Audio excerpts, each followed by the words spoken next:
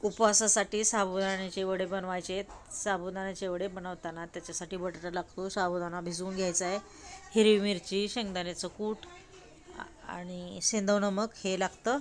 आणि ते बटाट्याचं वरचं सालटं काढून त्याला बॉईल करायला ठेवले गरम पाण्यामध्ये. आणि बॉईल झाल्यानंतर त्याला बाहेर काढून हे स्मॅश केलं, म्हणजे बारीक करून घेतले त्याला. त्याच्यामध्ये बटाटा, हिरवी मिरची, शेंगदाण्याचं कूट आणि सेंधव नमक चवीपुरतं हे सगळं एकत्र करून मिक्स करून घेतलं आहे. त्याला साबुदाणा भिजवून घेतला आहे.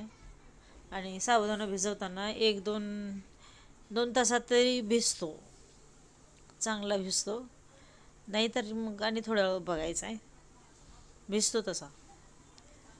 हे सगळं मिश्रण एकत्र करायचं आहे. आणि मग त्याचे आपण काय बनवणार आहोत, वडे करणार आहोत.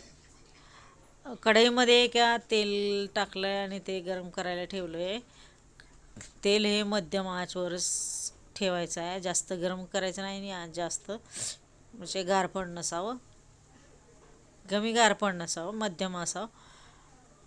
हे वडे बनवलेत आणि फ्राय करायला मी टाकले. फ्राय करायला टाकल्यानंतर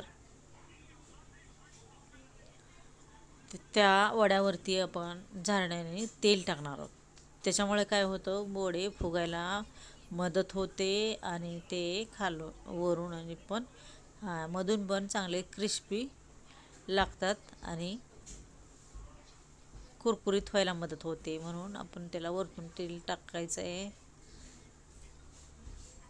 म्हणजे ते चांगले भाजतात आणि फुगायला मदत होते. कधी पण फ्राय करत असताना, पुऱ्यासुद्धा करताना आपण त्यावरतून जर असं तेल टाकलं ना की पुरी फुगायला त्याला मदत होते, जसे हे वडे फुगायला लागलेत.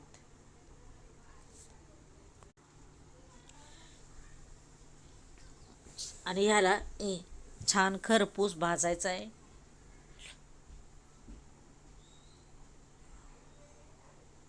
हे बघा किती छान कुरकुरीत झाले ते आणि फुगलेत पण. एवढं पण जास्त तेल नाही, तरी पण तुटलेही नाहीत आणि चांगले गोल गरगरीत झालेत आणि चांगलं कुरकुरीत लागतात ते. बघा तुम्ही खाल्ल्यानंतर. आणि ते दह्याची चटणी बरोबर आपण ते सर्व करायचेत. आणि